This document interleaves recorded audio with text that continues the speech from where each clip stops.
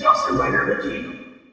Hey YouTube, Dawson Rider here with my review of the penultimate issue of Power Rangers Shattered Grid issue 30. It's technically like the last issue in the main area, Kyle Higgins' last main issue in the main series, but we're getting the literal like specific finale issue. I think it's on Power Rangers Day, August 28th. Yeah, and then we're going to be starting Beyond the Grid. Kind of crazy. This was a great issue. This review's a little bit late. I apologize. I intended on getting it out right before Morphicon, but things just kind of got busy with, you know, all the videos that I needed to do for Morphicon and before Morphicon, and, you know, having to watch Office reruns mainly. So, yeah, very, very good issue. Lots of really cool stuff. Like, we start off with a really neat scene with Rita and Zordon, I almost said Zedon, and that's the shipping name, and Doggy Kruger, which was just cool to see because they're so far separated in the show. You know, it was interesting scene to see, some interesting dialogue, some potentially interesting stuff to explore there, but that was really cool. You know, them trying to get Rita's help, which is where we left off last time. Lots of really cool scenes where the Rangers are, you know, preparing for battle after everyone arrived last time. Little cool moments. Like, I think it was Magnum Defender talking to Phantom Ranger. He's like, see your helmet on kind of guy, huh? I really liked that.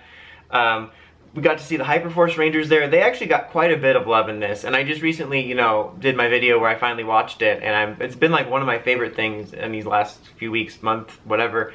And so I was really happy to see them get some love. Like, honestly, even before I was into Hyperforce, back when we got that cover and stuff, I was pretty sure we would get at least a cameo, even if it was like 1-2 shots of them fighting. And this wasn't like they took over the issue, but they had more moments than I was expecting. Like, there was a neat little conversation between Jack and Dustin. Chloe, I think, was creeping on that conversation of Phantom Ranger that I was just talking about. Back shots of Yoshi's character, who I haven't gotten to yet, so I don't remember his name, in my watch. I just got past the medieval episode. Alpha, are you some kind of Spanish?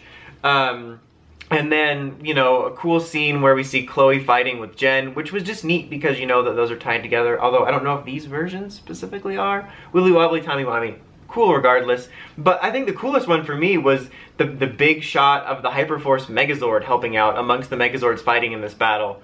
Really cool to see that. Really happy with that. I hope we get to see a couple more little moments in the finale for them. But that was really neat. I really appreciated that little detail. Reunion between Jen and Eric. Obviously, we got preview pages for this, but really cool speech that I really liked by Jason to sort of inspire everybody. And then he gives the green shield to Kim for this last battle, which is actually really neat because I never thought about this. I think now with this, I think outside of like fan drawings, yellow's the only one we haven't seen wear it that I can think of in any form. But honestly, other than it just being kind of a classic fan what-if thing, I never thought about how meaningful it is for Kim to wear it.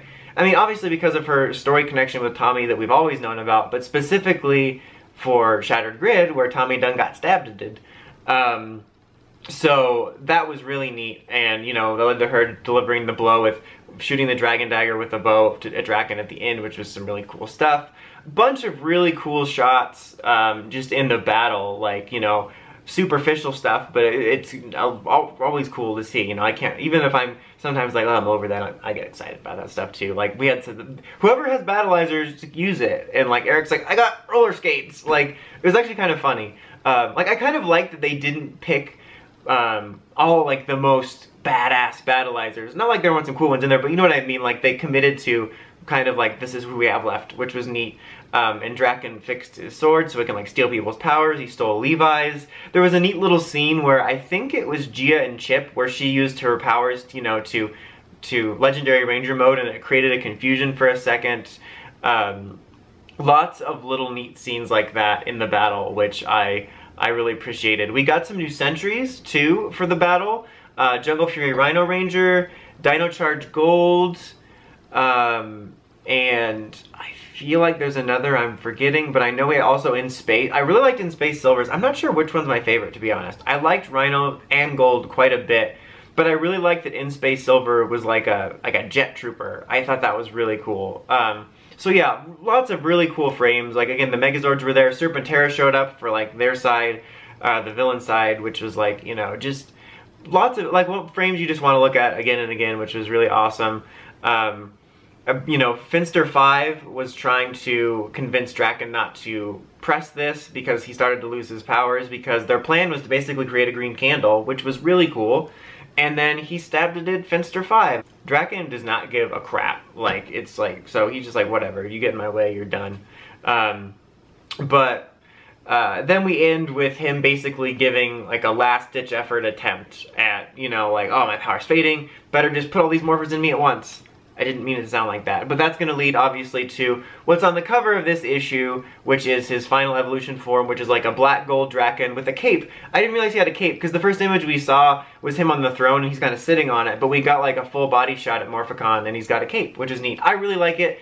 I'm a sucker for the black gold color scheme. Like, I love to collect like the special editions of stuff like that, so this might be my favorite Draken suit. Really, really cool.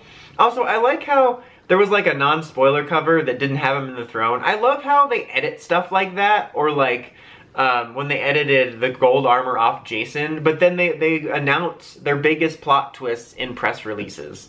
I just think that's funny. Anyway, the only other thing I wanted to talk about that I can remember, there's probably a bunch of stuff I forgot, but just seriously go read it, it's awesome. I can't wait for the finale and to get into Beyond the Grid. But the other thing I wanted to address was, speaking of Beyond the Grid, we got our little teaser at that, which was Ranger Slayer and Grace actually setting up the team that's going to be in Beyond the Grid on Terra Venture, or what is Prometheus right now.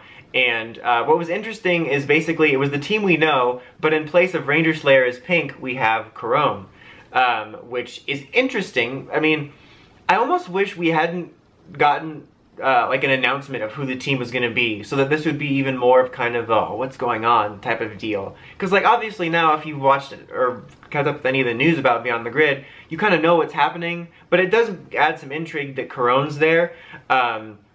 There was that Solar Ranger that was announced at PMC, and some people were speculating that maybe that could be Corone just because of the whole Purple Ranger thing. Pure fan speculation, but that'd be kind of interesting if like Corone's there at the beginning of Beyond the Grid, and then something happens to her and she comes back as this new Ranger. That would be cool. But we know Ranger Slayer joins the team, so yeah, it was a neat little setup. It's kind of obscure, but it reminded me of when we saw the O medals on that phone at the end of Double. But yeah, anyway, very, very, very good issue. I would give it a 9.5. Looking forward to next week. I'll definitely do a review for the finale issue, and then I'll probably do an overall sort of retrospective thoughts review on the Shattered Grid arc at some point after that. Anyway, that's about it. Until next time, like, comment, subscribe. It's Dawson Ryder, signing out.